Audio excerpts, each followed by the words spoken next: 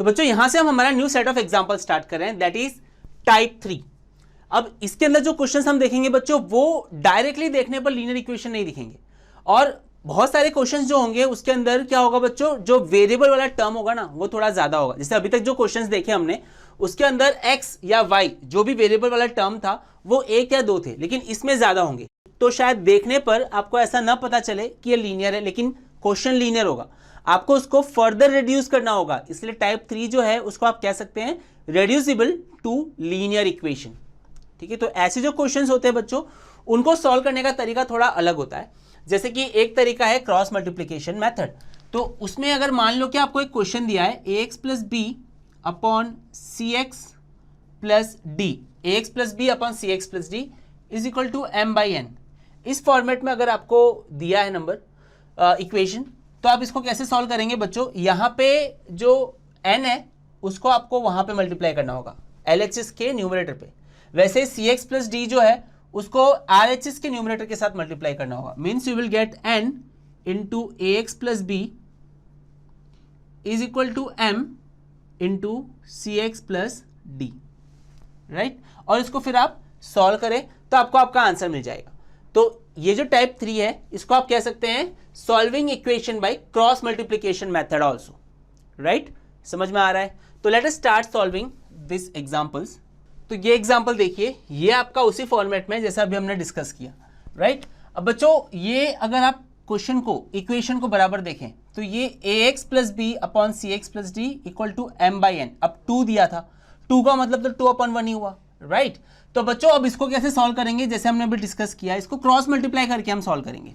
So this implies अगर हम cross multiply करें तो 1 जो है वो 8x माइनस 3 के साथ मल्टीप्लाई होगा, जो कि 8x माइनस 3 ही रहेगा, चेंज नहीं होगा, because you are multiplying it by 1 equal to 2 into, अब इसका डिनोमिनेटर ऊपर जाएगा, so 2 into 3x। So this will give you 8x minus 3 is equal to 6x। This will give 8x, 6x को यहाँ लाएंगे, 3 को उस तरफ ले जाएंगे। सो पॉजिटिव 6x था तो नेगेटिव हो जाएगा, और नेगेटिव 3 था तो उधर जाके पॉजिटिव हो जाएगा। So this will give you 2x equal to 3 implies x is equal to 3/2। This is your answer. देखा, क्रॉस मल्टीप्लाई में आप समझ ही गए होंगे क्या करना होता है, दोनों के डिनोमिनेटर LHS और RHS दोनों के डिनोमिनेटर को उल्टा आगे पीछे मल्टीप्लाई करना होता है, राइट। LHS का जो डिनोमिनेटर है वो RHS के न्यूमरेटर के साथ, और RHS का जो डिनोमिनेटर है वो LHS के न्यूमरेटर के साथ मल्टीप्लाई होगा, और उसको आपको सॉल्व कर देना है। इस क्वेश्चन को देखो, ये भी कुछ ऐसा ही है। यहाँ भी बच्चों 15 दिया हुआ है, तो बेसिकली इट इज 15/1, समझ जाना है आपको ये बात, ठीक है। तो यहाँ भी क्रॉस मल्टीप्लाई वाला काम करेंगे। वैसे तो यहाँ 7 माइनस 6x दिया है, तो आपके समझ के लिए मैं इसको लिख देता हूँ, it is minus 6x plus 7। यहाँ पे ax plus b upon c x plus D, सी जो है वो -6 हो गया, डी है वो 7 है, a जो है वो 9 है, और b है 0, right, equal to m by n। m जो है वो 15 है और n जो है वो 1 है। क्रॉस मल्टीप्लाई कर दो, क्रॉस मल्टीप्लाई करने पे 9x into 1 is 9x is equal to 15, और ये मल्टीप्लाई हो जाएगा। So this is equal to 15 multiplied by minus 6x plus 7। अब इसको सॉल्व करेंगे आप, आपको आपका x का वैल्यू मिल जाएगा। तो ये देखिए बच्चों, आंसर आपको मिल गया x इक्वल टू 105/99। ठीक है, तरीका वही है सॉल्व करने का, आप ये तरीका देख लीजिए, इससे आपको आपका आंसर मिल जाएगा। No this is another example, इसको भी आपको उसी तरीके से सॉल्व करना है बच्चों। यहाँ भी 4/1 है, तो क्रॉस मल्टीप्लाई करते हैं तो we have 3x plus 5 is equal to 4 into 2x plus 7। 4 into 2x plus 7 will give us 8x plus 28। अब सारे वेरिएबल एक तरफ, तो मैं 8 को इस तरफ ले आऊँ तो I will have 3x minus 8x equal to 5 को उधर ले जाऊँ, आई विल हैव 28 माइनस 5। तो here I have minus 5x is equal to, अभी 28 में से 5 गया तो आई हैव 23। तो अल्टीमेटली x की वैल्यू है -23/5, right. This is your answer. तो देखो, क्रॉस मल्टीप्लिकेशन मेथड में काम कुछ नहीं करना होता, बस क्रॉस मल्टीप्लाई करो और रेगुलर तरीके से इसको सॉल्व करके आप आपका आंसर ला सकते हैं। इसे भी हम उसी तरीके से सॉल्व करेंगे। सो 10 यहाँ पे मल्टीप्लाई होगा, मैं डायरेक्टली लिख रहा हूँ, इट इज़ 20x प्लस 10, और 9 अगर इस पूरे टर्म के साथ वहाँ पे मल्टीप्लाई होगा तो 9 3 ज़ार 27x माइनस 9 2 ज़ार 18। सारे वेरिएबल्स एक तरफ, तो 27 को यहाँ पे ले आओ तो it is 20x minus 27x equal to -18 वहीं पे है, 10 उस तरफ जाएगा तो -10 हो जाएगा. Then you have 20 minus 27 is -7x, -18 minus 10 is -28. अब दोनों तरफ माइनस है तो उनको हम कैंसिल कर सकते हैं, राइट या फिर आप -7 को -28 के नीचे ले लो, तो x इक्वल टू -28 अपॉन -7. तो अब ये दोनों minus minus together will make positive, right. तो 28/7 विल गिव यू 4. तो यहाँ पे x की वैल्यू मिलती है 4. अब बच्चों अगर आप इसको चेक करना चाहें ना तो आप इसको चेक भी कर सकते हैं. जैसे यहाँ पे मैं एक एग्जांपल के लिए चेक करके बता दूँ आपको. तो अगर चेक करें तो LHS में मैं सब्सटीट्यूट करूँगा x की value 4, so it is 2 into 4 plus 1 upon 3 into 4 minus 2. 4 2 are 8, 8 plus 1 9, 4 3 are 12, 12 minus 2 is 10, 9/10. See यही है आपका RHS. ठीक है. तो बच्चों इस तरह से आप आपका सोल्यूशन और वो सोल्यूशन का check by substitution in the given equation करके चेक कर सकते हैं आप इस तरीके से. See this example. इस एग्जाम्पल में देखो LHS RHS दोनों तरफ x का टर्म दिया हुआ है, राइट. लेकिन थोड़ा आपको इसमें मैनिपुलेशन करना पड़ेगा. वो कैसे मैं बता दूं.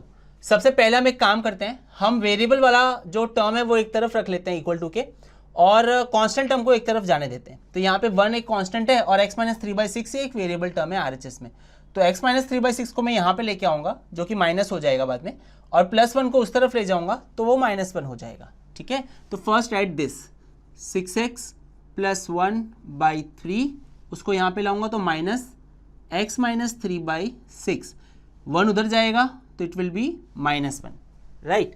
अब बच्चों देखो हम LHS में LCM ले सकते हैं. जैसे ये 3 जो है, 3 बेसिकली क्या है, दिस इज 3 इंटू 1, राइट. और ये 6 क्या है, ये 3 इंटू 2 इंटू 1. तो अगर मैं इस टर्म के अंदर मल्टीप्लाई एंड डिवाइड बाय 2 कर दूं तो नीचे हो जाएगा 6, same as that this, right. तो LCM हमको 6 मिल सकता है. तो मैं एक काम करता हूँ, LCM 6 ले लेता हूँ यहाँ पे. दिस इंप्लाइज LCM में 6 ले रहा हूँ और यहाँ पे उस हिसाब से हो जाएगा 2 into 6x plus 1 minus x minus 3, this is equal to -1.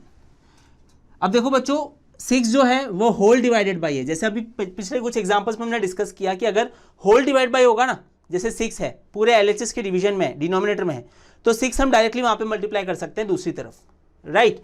तो ये 6 जो है वो यहाँ पे चला जाएगा और हो जाएगा -6. अब LHS में क्या कहानी हो रही है वो देखते हैं.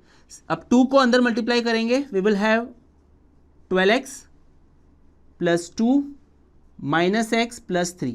ब्रैकेट ओपन होने के बाद अगर बाहर माइनस है तो ब्रैकेट के अंदर वाले सारे टर्म्स की साइन चेंज हो जाएगा, राइट. ब्रैकेट के अंदर x पॉजिटिव था, इसलिए जब माइनस अंदर गया तो x नेगेटिव हो गया. वैसे ही 3 नेगेटिव था, -3 था, तो नेगेटिव अगर ब्रैकेट ओपन करने के बाद अंदर गया तो पॉजिटिव हो गया, +3, राइट. अब LCM तो है नहीं, 6 तो आपने वहाँ पे मल्टीप्लाई कर दिया. सो दिस इम्प्लाइज अब 12x minus x is 11x, 2 plus 3 is 5 equal to, यहाँ पे -6 है तो -6 यहाँ पे आ गया. दिस इम्प्लाइज 11x, 5 उस तरफ जाएगा माइनस हो जाएगा तो -6 minus 5 is -11. This implies x is equal to -11/11 which is -1. तो यहाँ से बच्चों x की वैल्यू मिल रही है -1. This is your answer. ठीक है. तो देखा बच्चों किस तरह से हमने ये आंसर लेकर आए. आपको अक्सर ऐसे क्वेश्चंस मिलेंगे जहां पे डायरेक्टली ax प्लस बी अपन सी एक्स प्लस डी के फॉर्म में क्वेश्चन नहीं दिया होगा. घबराना नहीं है, आपको क्या करना है, यही मेथोडोलॉजी अप्लाई करनी है. वहां पे इक्वल टू के साइन के एक तरफ, मतलब LHS या RHS किसी भी एक साइड पे आप ये वेरिएबल वाले टर्म्स रख लो और सारे कांस्टेंट वाले टर्म दूसरी तरफ रख लो. फिर बाद में तो आपका कॉमन सॉल्यूशन जैसे सॉल्व करते हैं वैसे हो जाएगा. अगर आप ऐसा नहीं करते हो, डायरेक्ट सॉल्व करते हो, सॉल्यूशन तो आएगा लेकिन क्या स्टेप्स ज़्यादा आपको यूज़ करने पड़ेंगे और शायद ऐसा बीच में हो सकता है कि आपको कन्फ्यूजन हो जाए. तो इसलिए ये बड़ा ईजिएस्ट तरीका है, क्योंकि चैप्टर के स्टार्टिंग में जो हमने टाइप 1 तरह के एग्जाम्पल सॉल्व किए वो भी ऐसा ही था. हमने सारे इक्वल टू के एक तरफ हमने वेरिएबल वाले टर्म्स रखे थे और इक्वल टू के दूसरी तरफ हमने कांस्टेंट वाले टर्म रखे थे। तो एंटायर एग्जांपल्स जो हम आगे सॉल्व करेंगे हमको उस फॉर्म में दिए नहीं है, बट स्टिल हमको कोशिश ये करनी है कि इक्वल टू के एक तरफ हम वेरिएबल और दूसरी तरफ कांस्टेंट रख के उसको सॉल्व करेंगे, एंड दस this will help us in solving our example easily. अब इस एग्जाम्पल में देखो बच्चों, यहां भी जैसे हमने इधर किया ना वैसा ही ये भी है, लेकिन इसके अंदर 2 टर्म थे x वाले, इसमें 3 टर्म है 1 2 एंड 3 वेरिएबल वाले t वाले, राइट। तो इसको भी हम सॉल्व करेंगे। तो वेरिएबल सारे एक तरफ, तो 3t minus 2/4 minus 2t plus 3/3 plus t is equal to 2/3। अच्छा, अब देखो वेरिएबल एक तरफ होगा इक्वल टू के और कांस्टेंट एक तरफ। अब क्या करेंगे हम, अब हम एलएचएस के अंदर एलसीएम लेंगे। एलसीएम क्या है बच्चों, देखने से पता चल रहा है कि इसका एलसीएम है 12, राइट। 4 3 12। अब यहां पे फर्स्ट टर्म के अंदर डिनोमिनेटर में 12 लाने के लिए मुझे 3 मल्टीप्लाई करना पड़ेगा, राइट, तभी तो नीचे 12 आएगा। तो मैं 3 × 3t माइनस 2 लिख दे रहा हूं यहां पे, माइनस। अब यहां पे 12 लाने के लिए क्या करना पड़ेगा, 4 मल्टीप्लाई करना है मुझे ऊपर, 4 मल्टीप्लाई डिवाइड बाई 4, राइट, ऊपर 4 और नीचे भी 4, 4 3 12, यहाँ पे ऊपर 3 नीचे 3, 3 4 12, इसलिए हम मल्टीप्लाई डिवाइड कर रहे हैं। तो यहाँ पे आ जाएगा 2t प्लस 3, और यहाँ पे देखो डिनोमिनेटर में कुछ नहीं है, मतलब यहाँ पे मुझे न्यूमरेटर और डिनोमिनेटर दोनों को 12 से मल्टीप्लाई करना पड़ेगा। तो I will have plus 12t over here, और the whole divide by LHS में the whole divide by I will have 12, this is equal to 2/3, right. अब बच्चों काम क्या करेंगे, ब्रैकेट ओपन करेंगे, क्रॉस मल्टीप्लाई करेंगे और आंसर लाएंगे, राइट। तो ये देखो बच्चों, t इक्वल टू 2 हमारा आंसर है।